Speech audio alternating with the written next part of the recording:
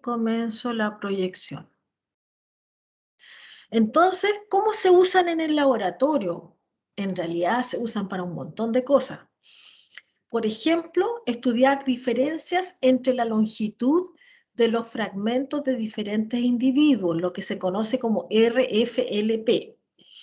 Hay fragmentos de ADN que tienen secuencias específicas que se repiten entre los diferentes individuos y uno puede cortar justo en esa secuencia, pero te va a dar fragmentos de diferente longitud.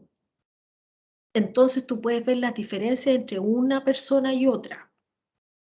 Para clonar genes, que es lo que vamos a ver después con calma un poquito más adelante, que es como muy interesante para ustedes, para hacer secuenciación, aunque hoy en día ya no se usa mucho para eso, hoy en día se usa una técnica diferente, y para otras cosas más. Veamos. Ejemplo de uso de enzimas de restricción en RFLP. Se puede distinguir, por ejemplo, entre individuos homocigotos y heterocigotos. Un homocigoto es aquel que tiene las dos copias iguales del mismo gen. Recuerden que cada gen, cada característica, está determinada por un par de genes. Cada característica está determinada por un par de genes. Si ese par de genes para esa característica son iguales, se llaman homocigotos. Si ese par de genes para esa característica son distintos, se llaman heterocigotos. Por ejemplo, puede también servir para detectar enfermedades o para estudiar la diversidad. ¿Y qué es lo que hace? Tenemos aquí un trocito de ADN. Esto es ADN, ¿no es cierto? Entonces, este sitio de ADN, este trocito de ADN, tiene sitios de restricción.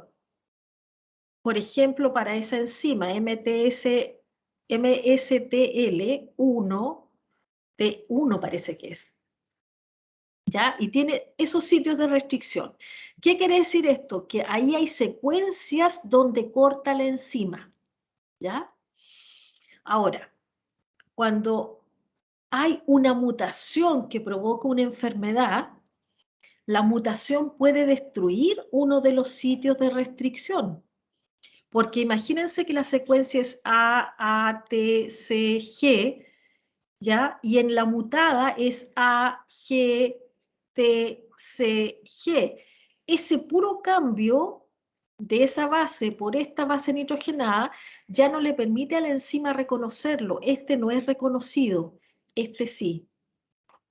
Entonces, si hay una mutación que destruye uno de los sitios de restricción, la enzima va a cortar solamente, fíjense, la enzima normalmente corta aquí, aquí y aquí. Tiene 3 sitios de restricción.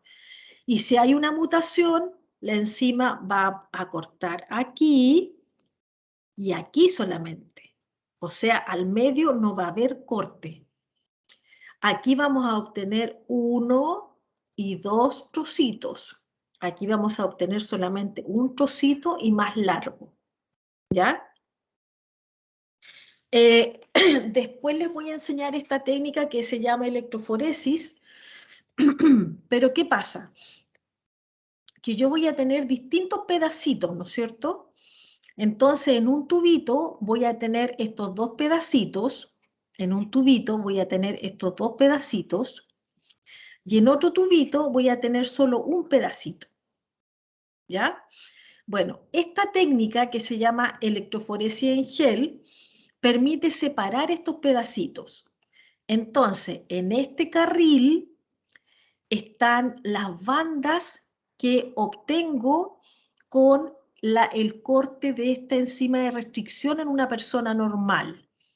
Y si ustedes se dan cuenta, ahí hay un pedacito y ahí está el otro pedacito, los que están marcados en rojo. Mientras que la persona que está enferma, que tiene una mutación, solamente presenta un trozo y de mayor tamaño, por eso está más arriba, ¿ya? Un trozo y de mayor tamaño, por eso está más arriba. Entonces, con eso la persona que está haciendo el análisis puede decir, hay una mutación porque solamente cortó una vez, o sea, solamente cortó 2 veces y no 3 como en una persona normal. ¿Ya? ¿Dudas sobre esto, chicos?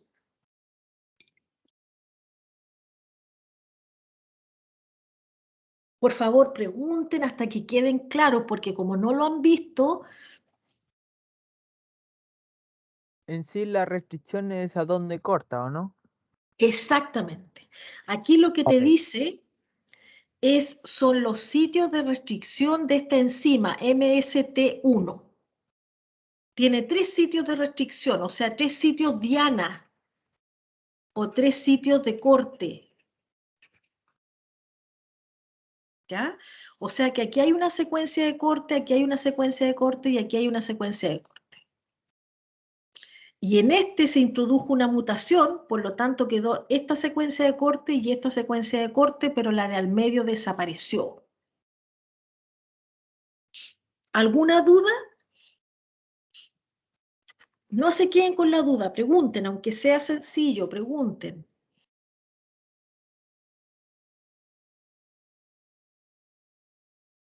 Seguimos. Ya. Aquí hay otro ejemplo que es la clonación. Este es precioso. Esto ustedes lo van a hacer habitualmente en el laboratorio. ¿Ya? Ya. ¿Se acuerdan que les hablé del plásmido? Que es un ADN circular extracromosomal.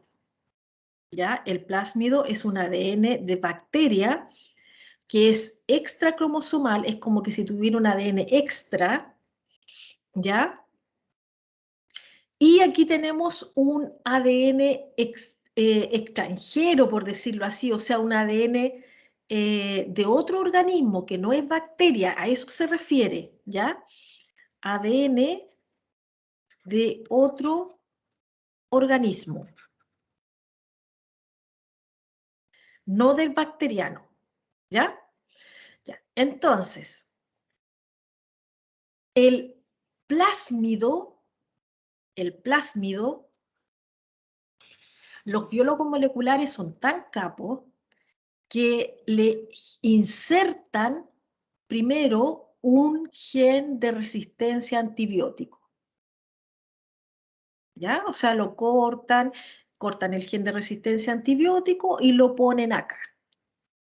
Por lo tanto, este plásmido es capaz de crecer, o sea, es capaz de insertarse en una bacteria y conferirle resistencia a antibióticos. ¿Qué quiere decir esto? Que si la bacteria recibe el plásmido, esa bacteria va a ser capaz de crecer aunque haya antibiótico en el medio de cultivo. ¿Me van siguiendo con la idea o no? Chicos, ¿o está muy enredado? Sí, se entiende. ¿Se entiende? El plásmido entonces le va a conceder a la bacteria a la cual entre la capacidad de crecer aunque haya antibiótico en el medio. Ya. Y los plásmidos tienen una zona que aquí está marcada en rojo, que es una zona que después lo vamos a ver con más calma, que se llama sitio de múltiple clonación. En ese sitio, el plásmido, obviamente que aquí lo vamos a dibujar chiquitito, pero aquí tiene muchas dianas de corte, o sea, muchas secuencias de corte de enzimas. ¿Ya? Entonces eso me permite a mí, porque este es un plásmido modificado, ¿no es cierto? Porque se le insertó el gen de resistencia al antibiótico. Y además tiene esta secuencia que también se le insertó, que son secuencias diana. Por ejemplo, puede tener secuencias para usar con EcoR1, con otra enzima que se llama GIN3, y así, ¿ya? O sea, tiene secuencias para usar con un montón de enzimas de restricción. ¿Por qué se hace el plásmido así? porque te da toda una gama de posibilidades de enzimas con las cuales trabajar. A veces en el laboratorio se acaba una y puedes usar otra. ¿Se entiende la idea? O a veces el trocito que tú quieres cortar solo se corta con un tipo de enzima y el vector tiene esa diana de corte. ¿Ya? Ya. Entonces, en este caso, el ADN de otro organismo, que es el ADN extranjero extraño, este es el ADN, aquí vamos a poner punto suspensivo, ¿no es cierto? ADN, porque es súper largo, punto suspensivo, va a ser cortado con la enzima EcoR1, ¿ya? Y la EcoR1 deja los sticky ends o extremos pegajosos.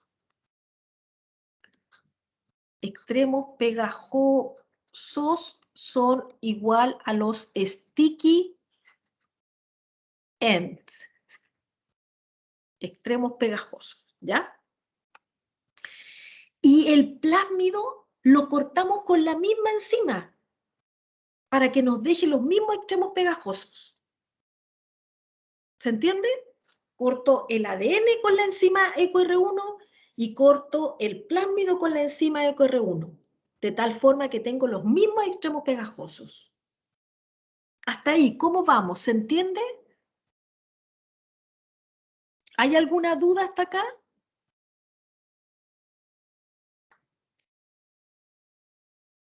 Ya. ¿Cómo saben a dónde exactamente hay que cortar? ¿Cómo saben a dónde exactamente? ¿Las A ver, enzimas? no, ¿Las enzimas? tenemos el plásmido, ¿ya? Sí. Tenemos el plásmido. ¿Cómo saben para, cómo saben a dónde exactamente hay que cortar para insertar el gen del antibiótico? Y luego Ah, insertar ya, el ya, ya, otro ya, gen. ya. No Bueno, sé si me explico. ellos buscan, ellos lo primero que hacen es secuenciar el plásmido. El plásmido lo secuencian y buscan una secuencia de ADN del plásmido donde se pueda insertar el gen, perdón. ¿Ya? Entonces, ellos hacen lo mismo que estamos haciendo aquí con la EcoR1, que puede ser con otra enzima de restricción. Por ejemplo, pueden estar cortando aquí con la GIN3 y el gen de resistencia al antibiótico también lo cortaron con la misma enzima, con la GIN3. ¿Ya? Como ellos saben la secuencia del plásmido, saben si tiene secuencia de corte para GIN3 o no. También pueden incluirlo aquí cerquita del sitio múltiple de clonación. Puede ir aquí el gen de resistencia al antibiótico. De ahí yo les voy a explicar que este es el vector, el plásmido es un vector. Pueden haber distintos tipos de vectores, pero el plásmido es el que más van a usar ustedes. Ahora, el plásmido como vector tiene la capacidad, va a tener dos genes que son como marcadores de selección, ¿ya?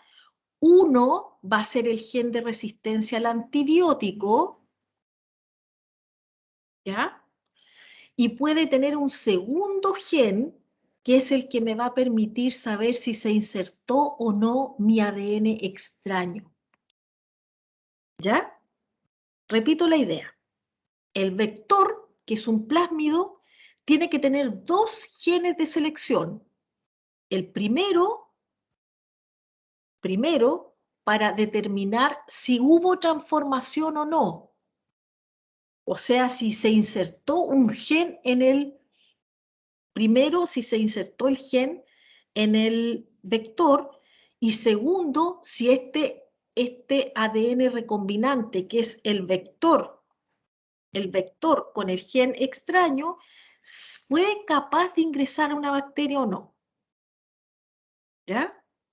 porque yo tengo que buscar una forma de saber si ingresó o no. ¿Se entiende? Bueno, es que mucha información. Vamos de a poquito, ya, de a poquito. El plásmido ya tiene el gen para el antibiótico. O sea, este plásmido, si entra en una bacteria, le da la capacidad de crecer en antibiótico. Por ejemplo, en penicilina, en kanamicina, etc. Ya. Y yo corto mi ADN extraño, el que quiero, por ejemplo, el gen de la insulina humana, yo lo corto con EcoR1 y corto el vector con EcoR1. Por lo tanto, me van a quedar los dos con los mismos extremos cohesivos. ¿Ya? Sticky end. ¿Qué hago luego? Le doy todas las condiciones junto en un tubo, el plásmido cortado y abierto y el trozo de ADN cortado con extremos pegajosos, ambos. ¿Ya? Entonces, le doy las condiciones para que hibriden. ¿Por qué se habla de un híbrido? Porque es un ADN de plásmido más un ADN de otro organismo. A eso se le llama híbrido, ¿ya? Un ADN de plásmido más un ADN de otro organismo. Y más encima se le agrega esta enzima que se llama ADN ligasa. Esta enzima, si ustedes se fijan acá, un poquito más atrás, me permiten ir un poquito más atrás. Aquí, por ejemplo, en el extremo pegajoso, supongamos que este es del plásmido y este es del DNA extraño. ¿Ya? Que puede ser el gen de la insulina humana. ¿Ya? Yo los pongo juntos en un tubito y ¿qué va a pasar? Ellos van a tender a establecer los enlaces puente de hidrógeno, ¿no es cierto? O sea, van a tender a juntarse estos extremos.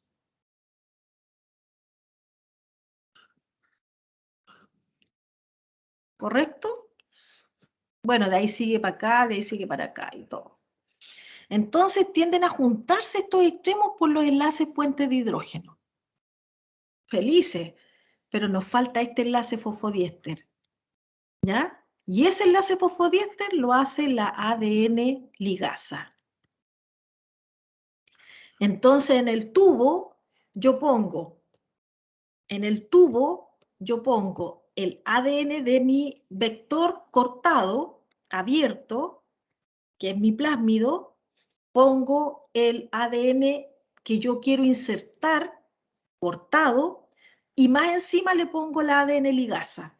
Entonces me va a quedar esto, que es el vector, que es el plásmido con el ADN extraño, que pasa a llamarse ADN recombinante o plásmido recombinante. ¿Ya? Porque tiene ADN de él y ADN extraño. ¿Ya? Ya. Entonces, luego que tengo mi vector listo, tengo que hacer que este DNA recombinante ingrese a una bacteria, porque en las bacterias es donde se expresa este vector. ¿Correcto? Entonces, ¿qué es lo que hago? Está el cromosoma bacteriano, que es el ADN gigante. Aquí hicieron súper grande el plásmido es así de chiquitín, es un puntito.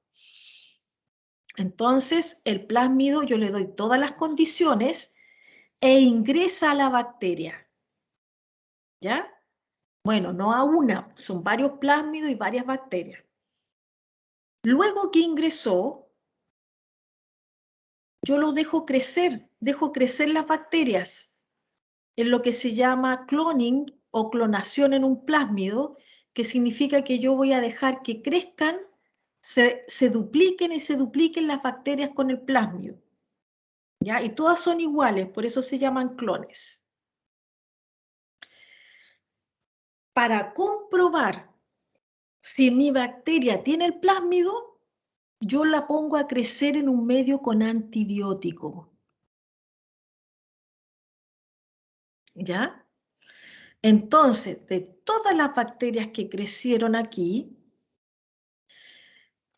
significa que ingresaron el plásmido con el gen de resistencia al antibiótico. Y de ahí pincho estas bacterias que crecieron y las pongo entonces en otro medio de cultivo, las amplifico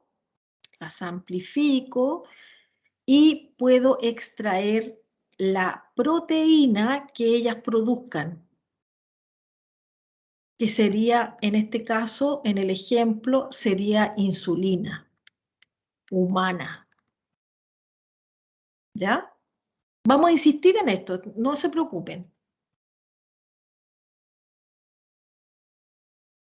Les voy a mostrar un pequeño video con esta explicación que yo les acabo de dar, ¿ya?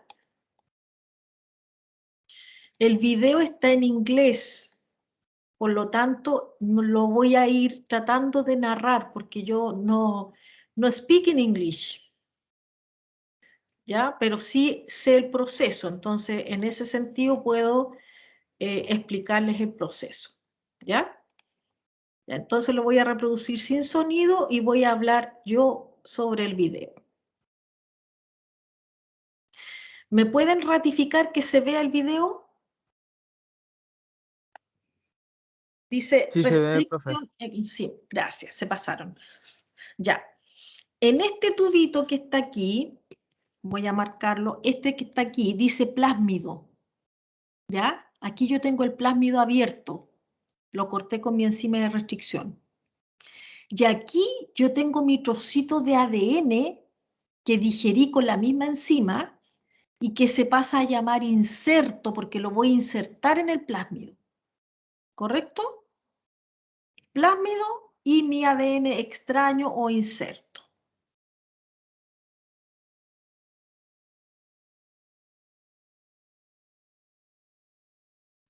Ya, entonces, acá tenemos plásmidos, ¿se fijan? Son redonditos, son circulares, un ADN circular que tiene un origen de replicación, que tiene a veces resistencia a antibióticos, espontáneamente, otras veces hay que insertarle. Entonces lo corto con la enzima de restricción, por ejemplo con la EcoR1. Miren, fíjense cómo recorre la enzima el ADN viendo la secuencia. Y en azul está la secuencia de corte. Cortó y formó los sticky end, extremos pegajosos. ¿Se fijan? Ya, esto lo va a hacer tanto en el plásmido como en el ADN que yo quiero cortar. Ya, seguimos.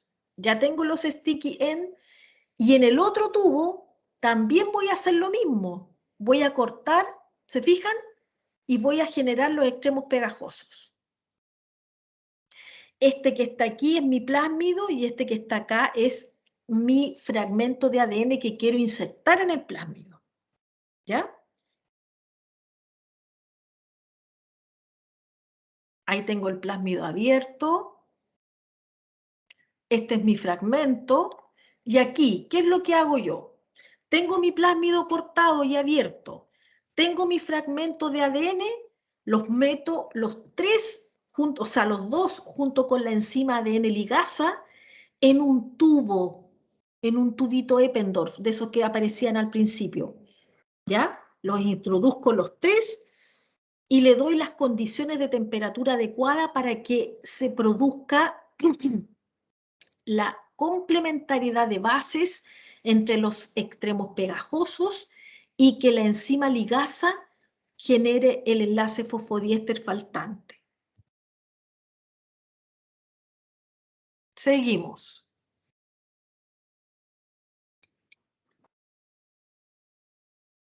¿Qué está pasando ahí?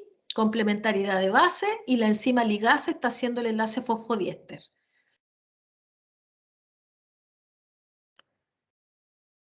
Ahí ya se habían pegado por complementariedad de base y solo le faltaba el enlace fosfodiéster por la ligasa que es de color verde. Y tenemos nuestro ADN recombinante, ¿ya? Ahora, como esto es la naturaleza, pueden pasar muchas cosas. Puede pasar esto, que no se inserte el ADN extraño y que se cierre el plásmido sobre sí mismo, porque tiene los mismos extremos pegajosos. Puede pasar, que es lo ideal, que se inserte nuestro gen de interés. Y aquí tenemos un plásmido recombinante. Puede pasar que el gen de interés se inserte 2 veces. ¿Se fijan? Hay muchas opciones de resultados. Entonces, después hay que seleccionar para poder encontrar nuestro plásmido recombinante. ¿Ya? ¿Se entendió un poquito cómo se hace? Chicos, ¿se entendió un poquito? Sí, profesora. Se ¿Sí? entendió ¿Vamos mejor. bien? Ya, pero se los voy a explicar más todavía. Ya. Bueno, las enzimas de restricción, su actividad se expresa en términos de unidades, ¿ya?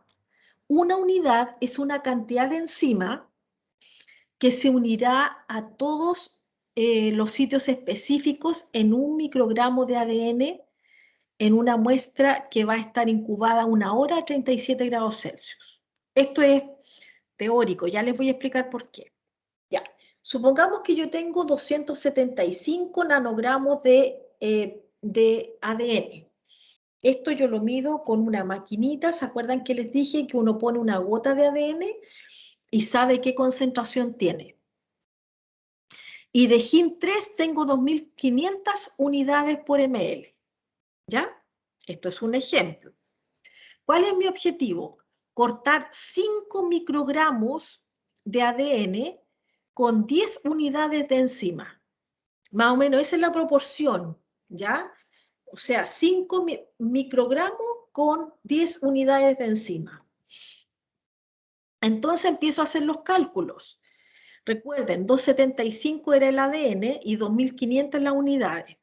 Entonces, 275 microgramos de ADN están en un ml y ¿cuántos van a haber en 1000 microlitros? Y eso lo multiplico por microlitros y me va a dar 5 microgramos de DNA, ¿ya? O sea, tengo que hacer ese cálculo. Y el cálculo me da como resultado que si hay, fíjense, 275 microgramos de DNA en un ml, ese faltó ponerle ahí la M, o en un ml, ¿en cuántos ml voy a encontrar yo los 5 microgramos que estoy buscando? ¿Ya? Entonces sería en 250 microgramos de DNA, ¿ya? Yo eso lo tengo en un ml. ¿En cuántos ml voy a tener 5 microgramos de DNA? Y lo hago por regla de 3. Multiplico, cruzado y divido. Entonces serían 5 por 1, 5, ¿ya? Dividido por 250, ¿cuánto nos queda?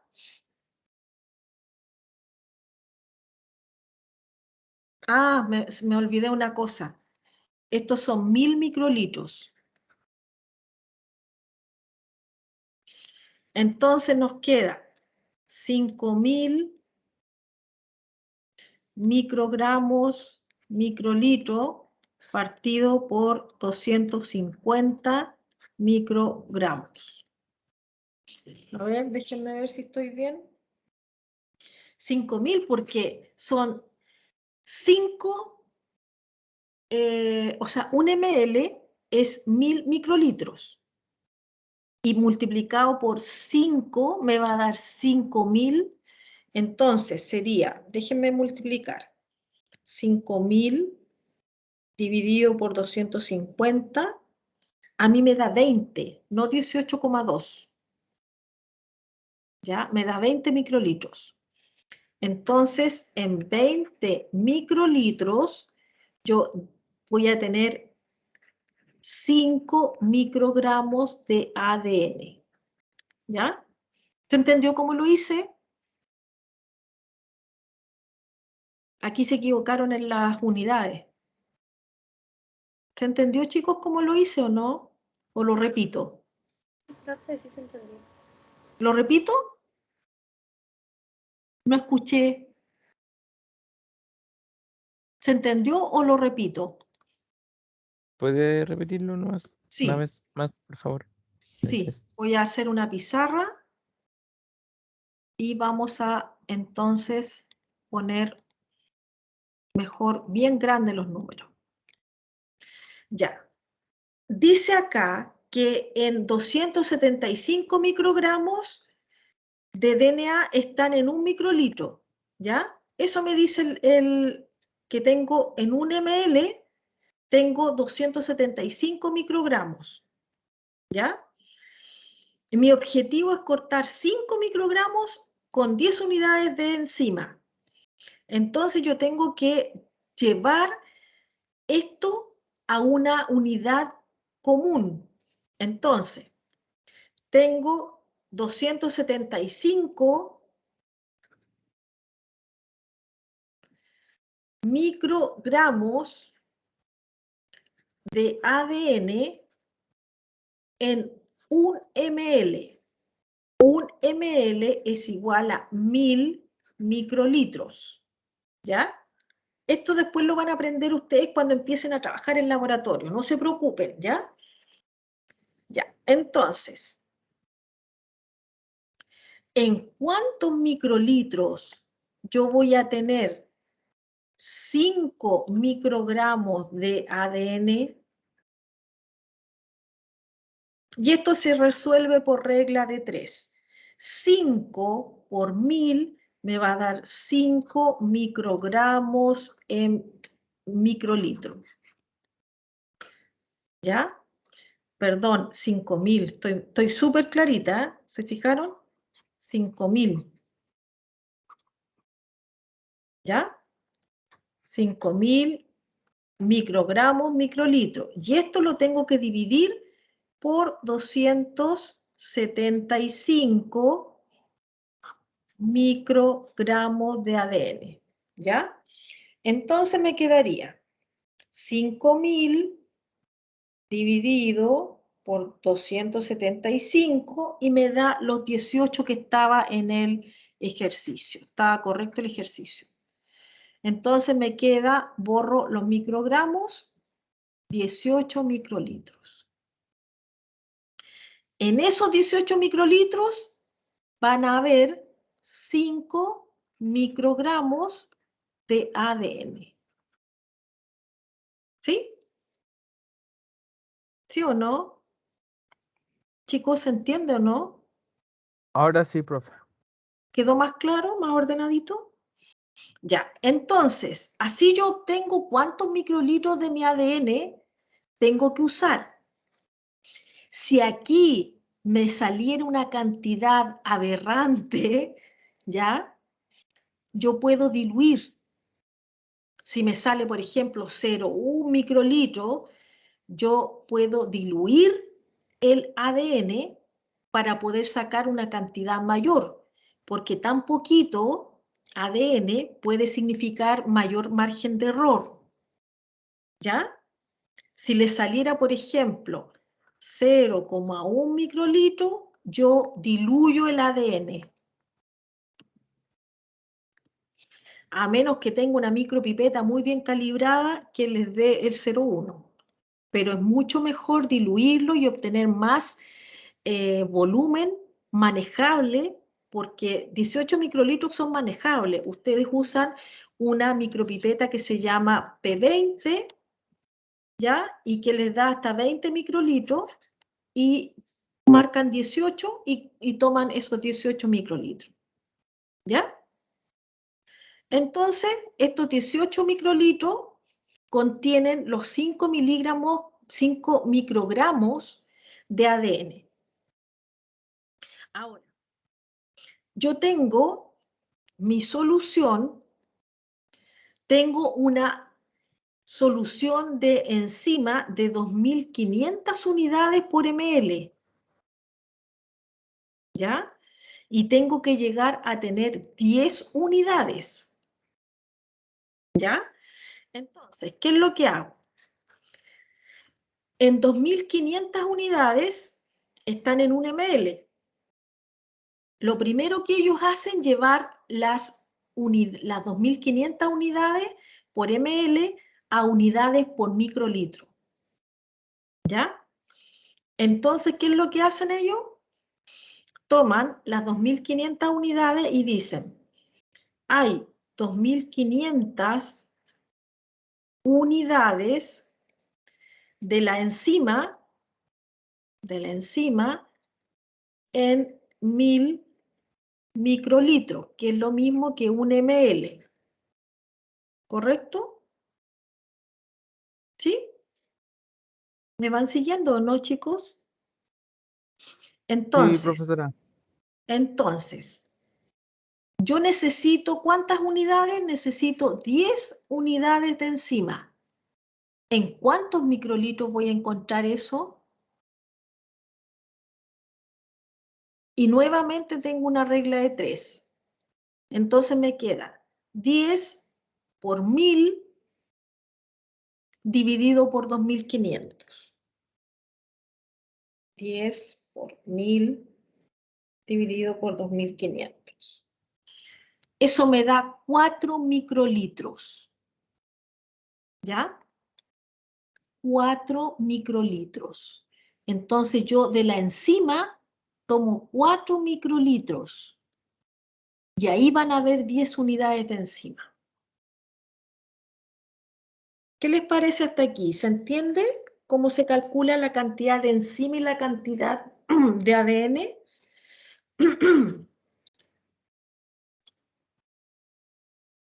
Por favor, díganme si queda alguna Sí, duda. profesora. Al ¿Queda menos yo dudas? no, ninguna. Ya, gracias, chicos. Ya, entonces aquí tienen un ejemplo de receta de digestión. El agua es lo último que se pone a todo esto. Entonces, cada enzima viene en un tubito con una tapita atornillada. Es un tubo Eppendorf, pero con tapa atornillada. Y trae, además, otro tubito, o a veces son tubos cuadrados nomás, de tapa atornillada, que trae el buffer de esa enzima. ¿Ya? Esta es la enzima y ese es el buffer de la enzima. Entonces, cuando al laboratorio le venden la enzima, se la venden con el buffer. ¿Ya? Entonces, ¿qué es lo que se hace? Se toma 10 por de buffer, o sea, se toma 2 microlitros del buffer de la enzima, 2 microlitros, ahí está en microlitros. Se toma del ADN 3.87, este es un ejemplo, ¿ya? Podría haber sido los 18 microlitros que nosotros calculamos, y de la enzima se toman 6,66, ¿ya? Nunca es recomendable que te dé un número así. Generalmente hay que llevarlo a un número entero, ¿ya? Entonces, 6 más 3 son 9, 10, 11, son como 12, 13, y yo quiero llegar a un volumen de 20 microlitros, ¿ya? Por lo tanto, lo que me falta lo completo con agua. Voy a repetir toda la idea, ¿ya? Cada enzima viene en un tubito con tapita rosca y viene en un tubito así cuadradito, y viene la enzima y viene también un tubito igual con tapita rosca, y aquí está todo identificado aquí arriba en la etiqueta, todos los nombres, todas las cosas, las concentraciones, y también aquí al lado en las etiquetas. Esta sería la enzima y este sería el buffer de la enzima. Entonces, uno pone las cantidades de ADN y de enzima que quiere usar.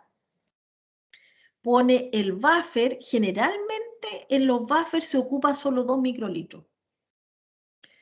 Y yo necesito tener un volumen total de 20 microlitros, que eso es lo que se usa habitualmente en laboratorio. Cuando ustedes hagan una digestión, generalmente van a llevar la digestión a 20 microlitros, ¿ya? Usando 2 microlitros de buffer y lo otro lo tienen que calcular, ¿ya? Así como les mostré yo aquí atrás, cómo se calcula la cantidad de enzima y la cantidad de ADN, que va a depender de la concentración.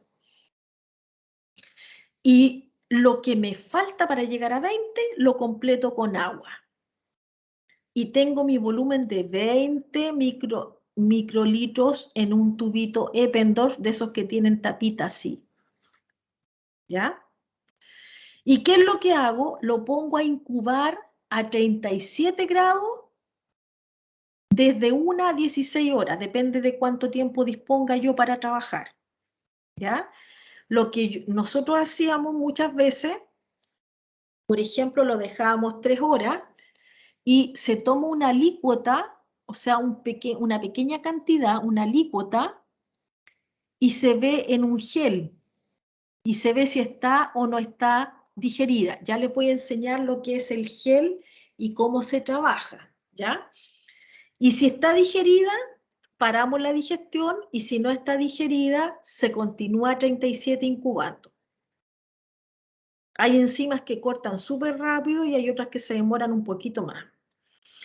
37 grados va a depender de lo que nos recomiende el fabricante, ¿ya? Muchas veces es 37, casi siempre es 37.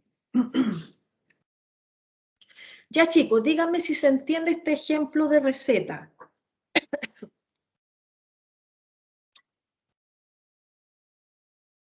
Sí se entiende, ¿Hay profe. alguna duda? Sí, profe. ¿Perdón? No, ninguna duda. Ya, se pasaron. Porque yo habría estado muy confundida porque son muchos datos. Cuando se quiere clonar un fragmento de ADN en un plásmido, bueno, aquí va a estar escrito lo que ya vimos. Debe digerirse el ADN del cual se obtendrá el fragmento y el plásmido, que va a ser nuestro vector, con la misma enzima, que deje extremos cohesivos. Posteriormente hay que ligar con la enzima ADN ligasa, que va a ser el enlace fosfodiéster. La ligación, si el ADN de interés y el vector son cortados por la misma enzima, van a quedar con extremos pegajosos y los vamos a incubar el ADN cortado, que es mi fragmento que yo quiero insertar, mi plásmido y la ADN ligasa para que haga el enlace 3', o sea, perdón, el enlace fosfodiéster. Y ahí voy a obtener mi molécula de ADN recombinante, que va a ser el plásmido con el fragmento que yo quiero amplificar. En la replicación de ADN, el trabajo de la ADN ligasa es unir fragmentos de ADN que recién se han sintetizado para formar una cadena continua. Las ligasas que se usan en clonación de ADN hacen básicamente lo mismo, enlace fosfodiéster, ¿ya? Si dos fragmentos de ADN tienen extremos complementarios, la ADN ligasa puede unirlos para formar una molécula sin interrupciones. Aquí tenemos extremos cohesivos y está lo que yo les decía, se complementan solitos, hacen los enlaces puente de hidrógeno así como espontáneamente. Pero nos queda esta mella aquí y esta mella acá, que es un enlace fosfodiéster. Y ese enlace fosfodiéster lo hace la ADN ligasa para que quede como un continuo para allá y un continuo para acá. ¿Ya? Es la que sella esos huequitos. Mediante el uso de ATP como fuente de energía, la ligasa cataliza una reacción en la que el grupo fosfato del extremo 5' de una cadena de ADN se une al grupo hidroxilo del extremo 3' de la otra cadena, o sea, un enlace fosfodiéster. Aquí tenemos que repasar el enlace fosfodiéster, chicos. Lo tienen que tener súper clarito. Esta reacción produce un esqueleto de azúcar fosfato intacto. Ejemplo de construcción de un plásmido recombinante. Este es un ejemplo. Vamos a ir paso por paso. Este es el gen que yo quiero insertar.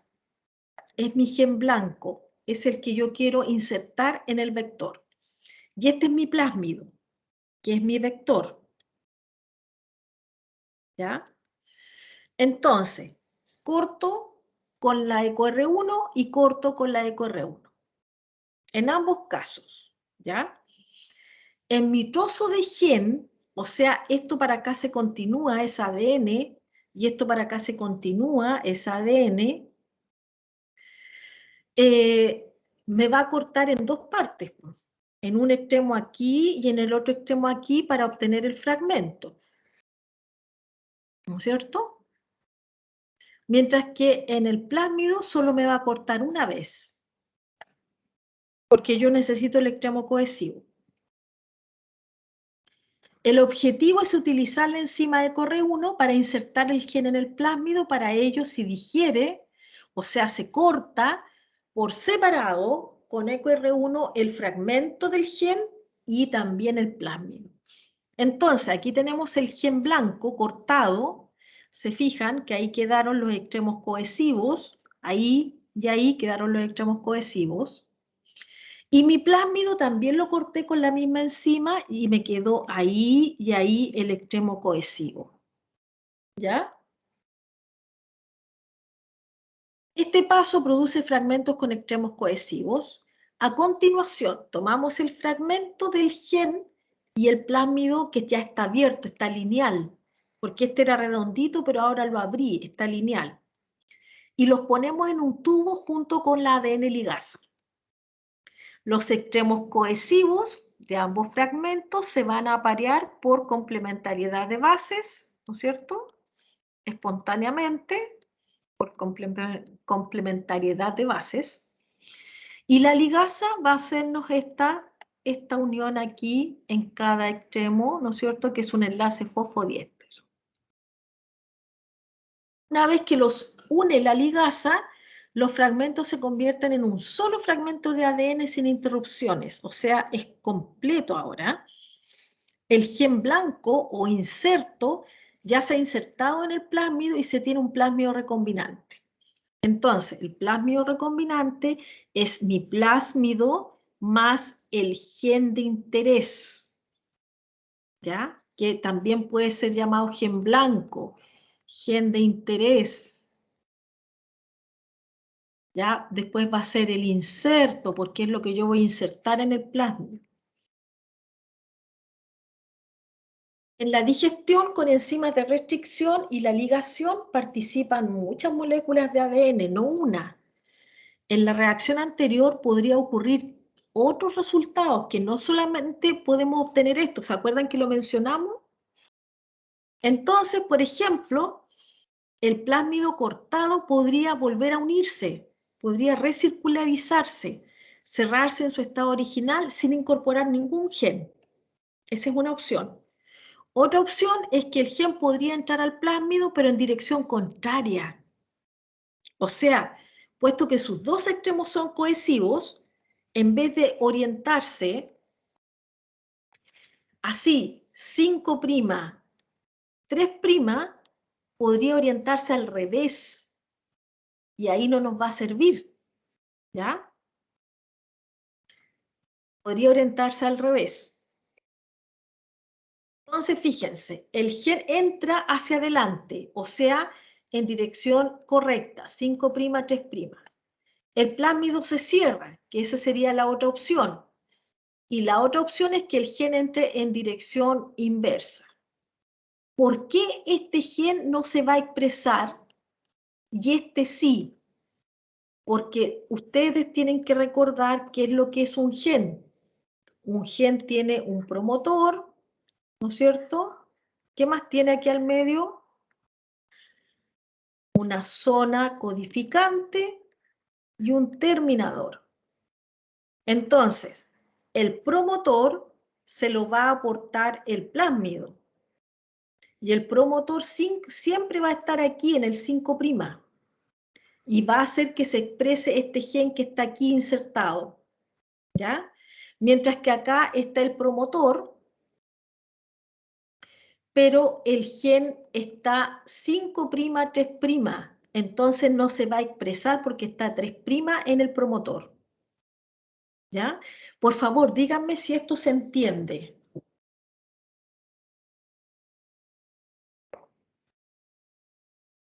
Profe, yo no entendí. Ya. El plásmido, o sea, tenemos en el tubito el plásmido y el trocito de ADN que hemos cortado con la misma enzima. ¿Ya? Y pueden pasar tres cosas.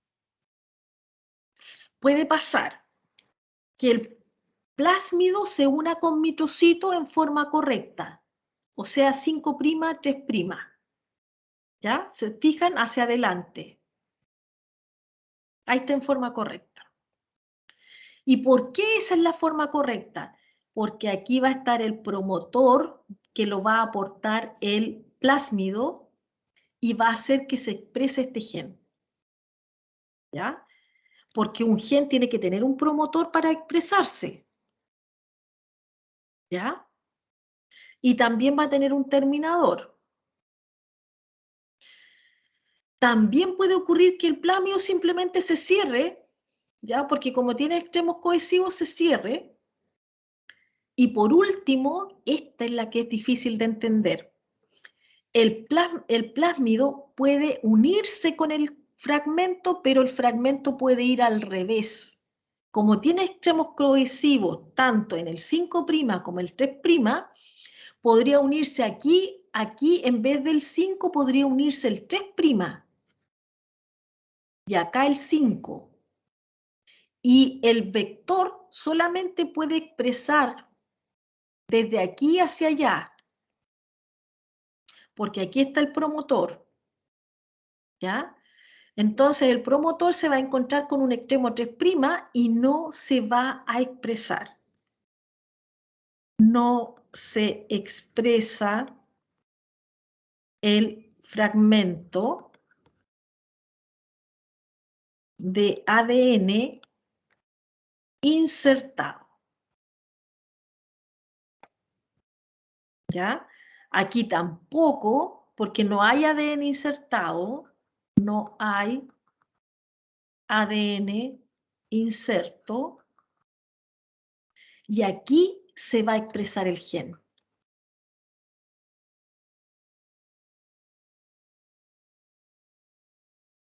Chicos, ¿preguntas?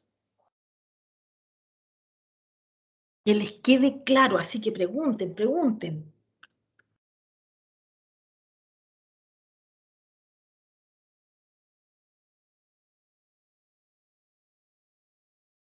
Ninguna duda.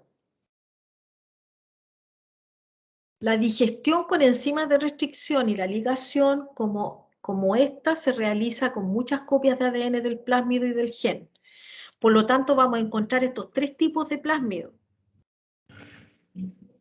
En el tubito yo puedo encontrar estos tres tipos de plásmido. De hecho, en una sola ligación se utilizan miles de millones de moléculas de ADN. Todas estas moléculas están chocando entre sí y con la ADN ligasa al azar y de diferentes maneras. Por lo tanto, sí es posible formar varios productos. Todos se producirán con cierta frecuencia, incluyendo los que no queremos. ¿Cuáles son los que no queremos? El de al medio y el de la derecha. Queremos el primero nosotros. Entonces, ¿cómo podemos evitar plásmidos errados o malos cuando se transforma bacterias con el ADN de una ligación? Cada una toma un fragmento diferente de ADN. Después de la transformación puede revisarse las bacterias y usar solo aquellas que tengan el plásmido correcto.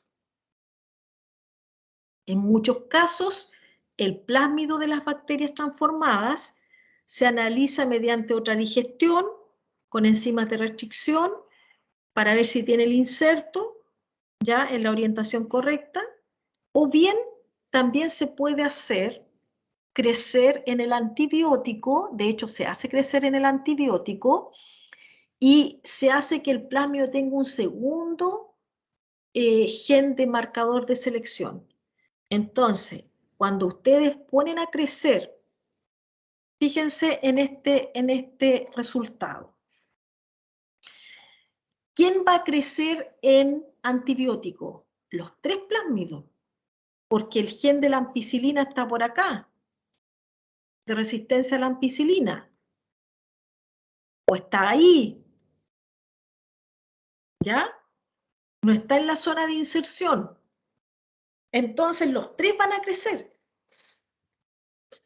Por lo tanto, yo para saber si el gen está, puedo digerir justo aquí al medio y saber si está o no está, y si está en orientación correcta, ¿ya? Porque si está en orientación correcta, yo lo voy a poder cortar con una enzima que yo conozca, que lo corta. Acá, como no está en la orientación correcta, no lo va a cortar. Y acá tampoco, porque no hay gen.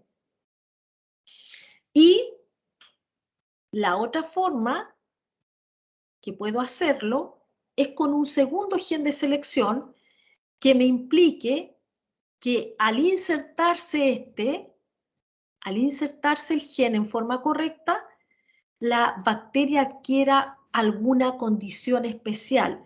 Por ejemplo, algunas fluorescencia, algunas tienen como segundo marcador de selección una coloración, ya que yo se las voy a mostrar la próxima clase, que es la XGAL y el IPTG, ¿ya? Y así, o sea, hay varias cosas que se pueden hacer, ¿ya? Chicos, ha sido un gusto estar con ustedes. De a poquito están abriéndose a